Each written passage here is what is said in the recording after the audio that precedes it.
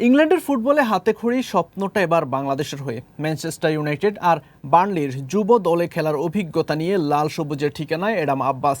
বাংলাদেশের অনূর্ধ্ব ২০ দলের নতুন এই মুখকে ঘিরে তাই কৌতূহলও কম নয়। যশোর ক্যাম্পে নিজেকে প্রস্তুত করেছেন ১৯ বছর বয়সের এই তরুণ।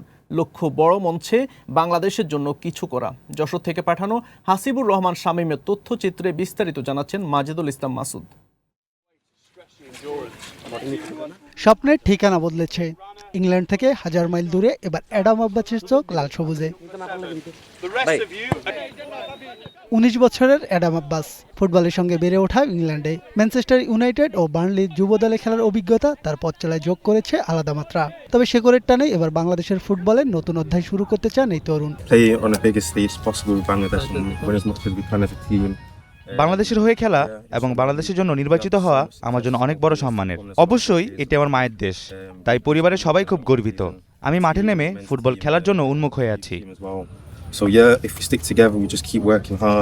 রাইট উইংয়ে তার স্বাচ্ছন্দ্য বিচরণ, তবে দলের প্রয়োজনে সেন্টার ফরওয়ার্ড কিংবা নাম্বার 9 হিসেবেও দায়িত্ব নিতে পারেন অ্যাডাম। জাতীয় দলে হামজা চৌধুরীর খেলা দেখে অ্যাডামের বিশ্বাস আরও দৃঢ় হয়েছে। বাংলাদেশের ফুটবলেও স্বপ্ন দেখা যায়, স্বপ্ন পূরণের পথ তৈরি করা যায়। আমি জানতে পারি যে বাংলাদেশে একটি দল আছে। আমি হামজা চৌধুরী এবং জাতীয় দলে খেলা আমার বয়সে আরও কয়েকজন খেলোয়াড় সম্পর্কে জানতাম। তারপর কোনো একটি পেজের মাধ্যমে কারোর সঙ্গে যোগাযোগ করি এবং সেখান থেকেই সব শুরু হয়। তবে আমার মূল লক্ষ্য ছিল শান্ত থেকে পরিবেশের সাথে মানিয়ে নেওয়া এবং নিজের ফুটবলটা খেলে যাওয়া। এখনো পথটা অনেক লম্বা। অ্যাডামের সামনে প্রথম লক্ষ্য অনূর্ধ্ব ২০ দলের হয়ে নিজেকে প্রমাণ করা। মাজেদুল ইসলাম মাসুদ, গ্রেন নিউজ ডেস্ক।